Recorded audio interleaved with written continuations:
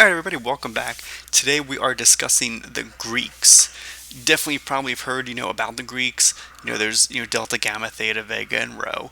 Um, you know, something they're definitely used when it comes to options trading as you get more and more advanced into options trading. Um, and sometimes you're only using a couple of the Greeks, maybe two or three of them at a time, depending on what your specific strategy is. Whether you're buying options, selling options, doing spreads, long term, short term, any complex spreads, anything like that. You're probably at least looking a little bit at the Greeks to help you make a determination of not only what you want to pay for the contracts, but also which contracts to specifically buy. Um, so there's Greeks on both the call side and the put side. I mean we'll get into them. We're just gonna have just the call side brought up on the screen here, so we just that is least amount of confusing stuff up on the screen, because obviously I know a lot of people when they see a screen like this they have like no clue what's going on because there's just all these random numbers all over the place, and definitely understand it could be intimidating to an extent. So we'll just close out the put side for now and we'll focus just on the call side. Um, so we're just going to go through which each Greek is, and what their purpose is, and then we'll get a little bit into how those specific Greeks are used. But at later videos will be coming out. They'll be going more in depth into each individual Greek and how to best use them to maximize your returns, which is obviously what we all use them for. At the end of the day, anyway. So let's just get right into it. So with delta, which is the first one here, this here is going to measure the for every dollar the stock price changes, how much does the option price change by? So for example, I have Tesla pulled up here just as an example. I mean, every stock options has all these Greeks, and they're all calculated automatically for you. So um, don't worry about which stock. I just have Tesla pulled up here just because there's lots of options on Tesla. So you know with Delta, as you get more and more into the money, um, so for call options, that's lower and lower strike price. You'll notice that the delta is increasing, and what that means is as the stock price moves up or down a dollar, the price of the options is you know more and more following the price of the stock. So with just look at this $600 strike price here. You got a 0.9417 delta. So every time the price of Tesla goes up by $1, the price of these options are going up by 94 cents, and some extra decimals is all too. So if you're looking for something, if you're buying an option, you're typically looking for something that's going to mirror the stock a little bit. Again, depending on what your strategy is and what your long-term view of the stock is as well. But the higher the delta, it's going to match the stock. So you're getting 100 shares per contract, so you're still getting the move. So and some people also use the deltas to determine. They I don't use this method to myself, but I mean some people do look at the delta, and if they see a 90 delta, they're like, oh well, that's like owning 90 shares of the stock. And I mean I understand the concept. I mean I don't necessarily fully agree with looking at delta like that, but they look at it as that's controlling 90 shares of Tesla with that contract, because every time that the stock goes up by a dollar, that's going up by 90 cents. So it's like you're having 90 cents move instead of a dollar move, as if it was 100 shares.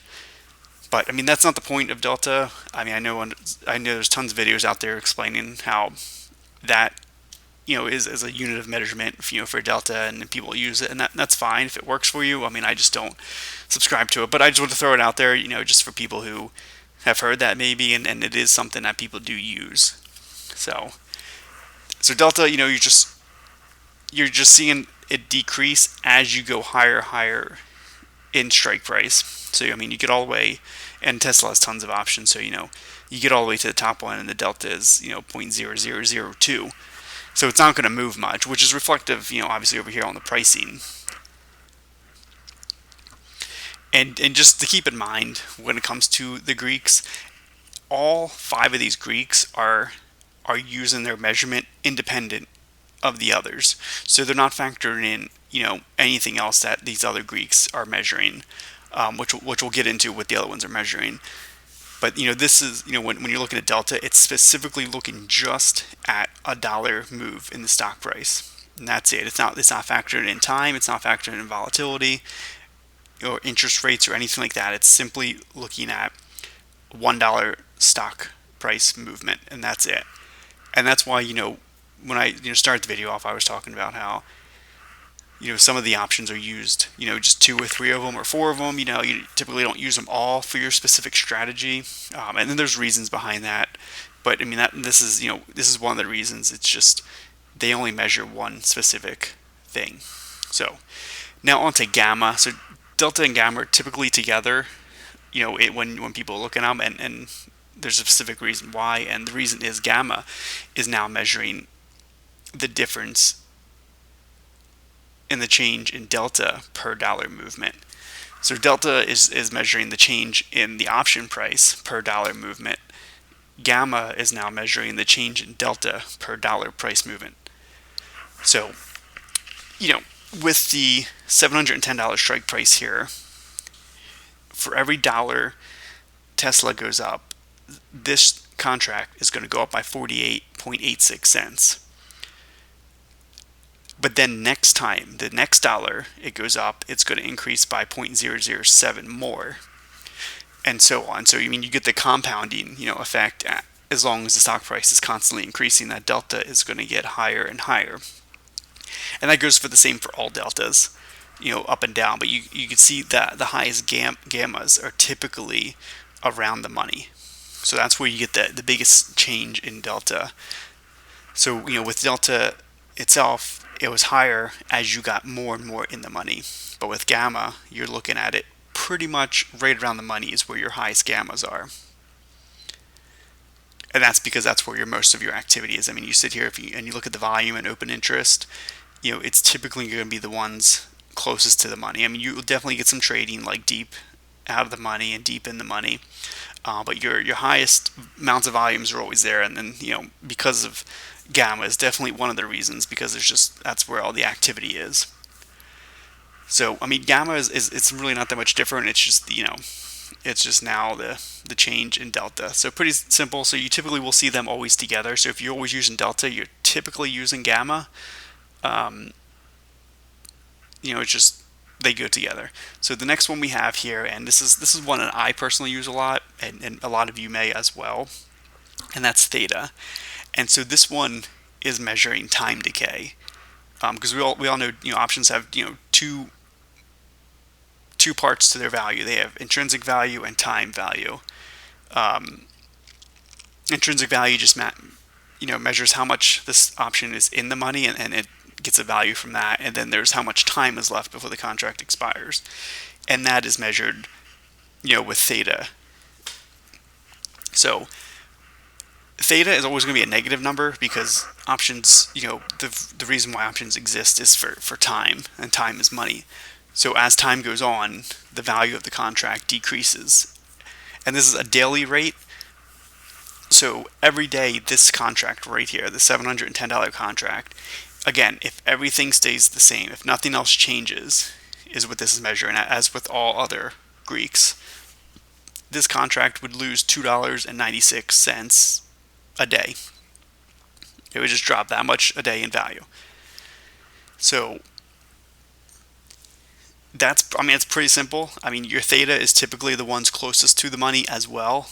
Pretty much the same thing as gamma, because they're the ones that have the greatest chances of slipping in or out of the money. They're the ones that are going to constantly change back and forth, whether they're in the money, out of the money, and so on. So I mean, as you go higher up in price, you see the theta goes down, and then as you go deeper in the money, you also see the theta go down. And so theta is typically at the highest on expiration date as well. So that's why you typically see people who are, selling options, and whether it's covered calls or cash secured puts, they typically aren't selling too far out in time.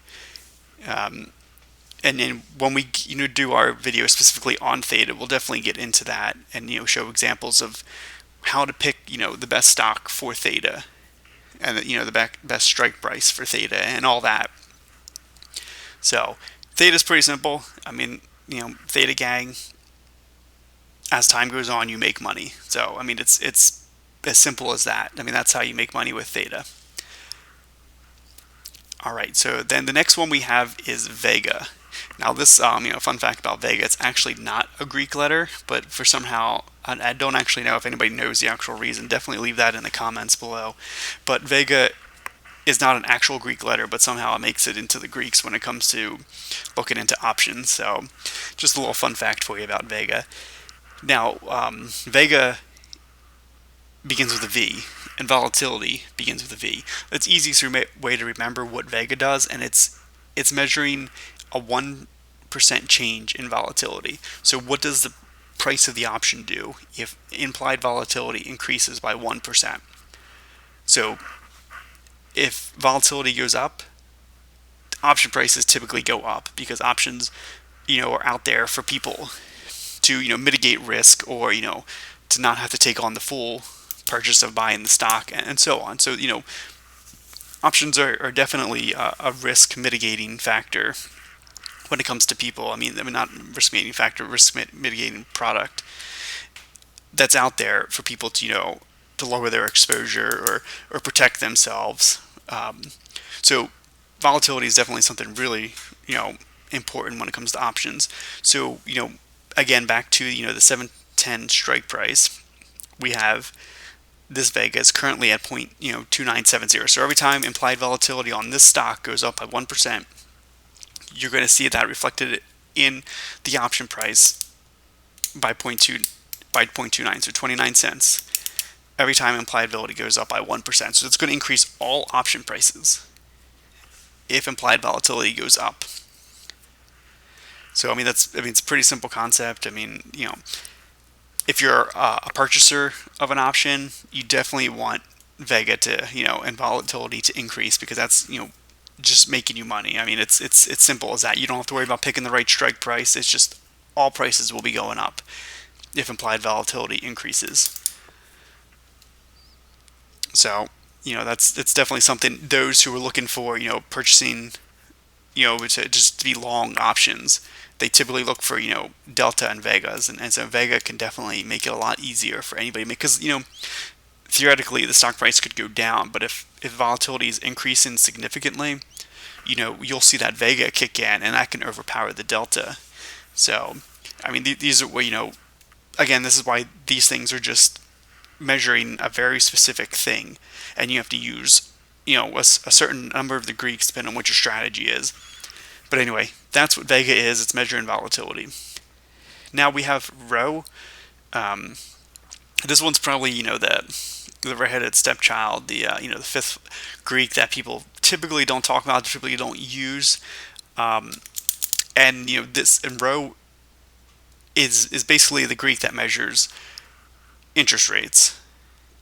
Now, with the low interest rate environment, and if you're doing a short-term kind of options contract, you typically don't factor in interest rates into your calculation of, it's kind of like opportunity cost of not investing in, bonds or other things, interest paying debt or whatever.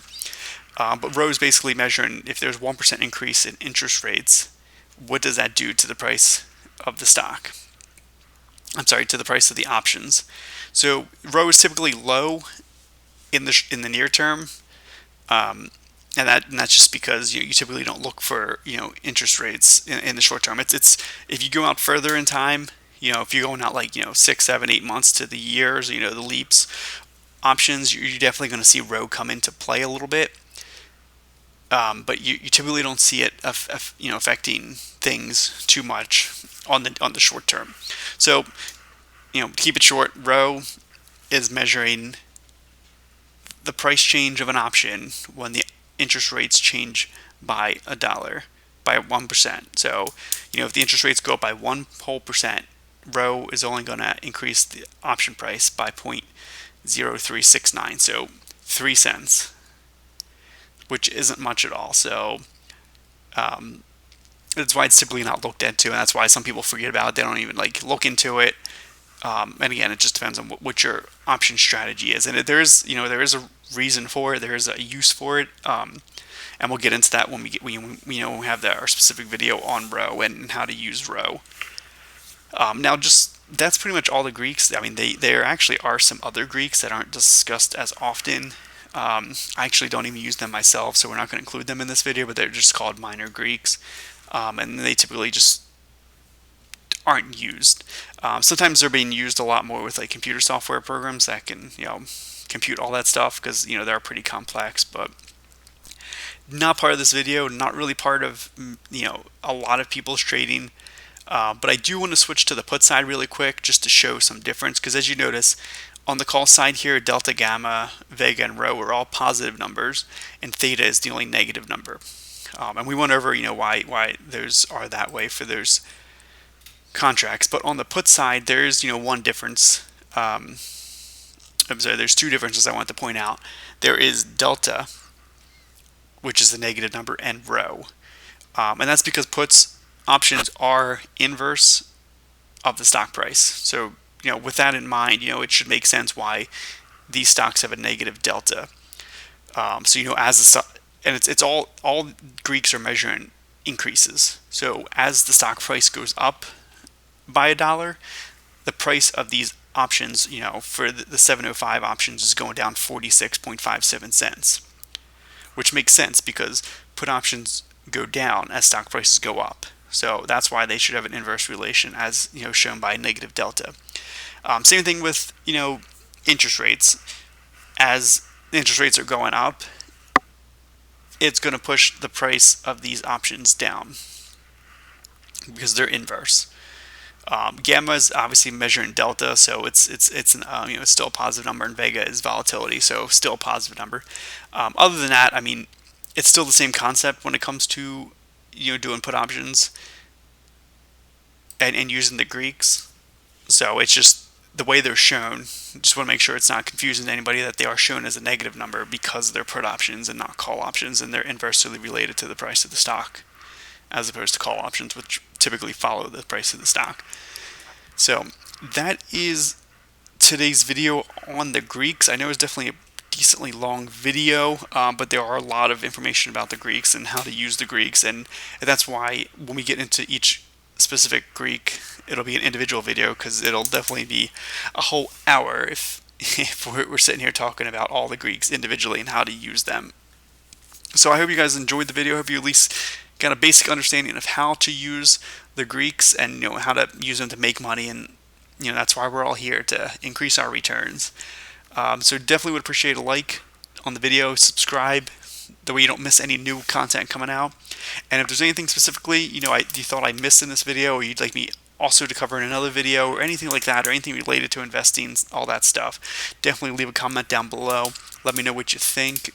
And until next time, guys, we'll see you then.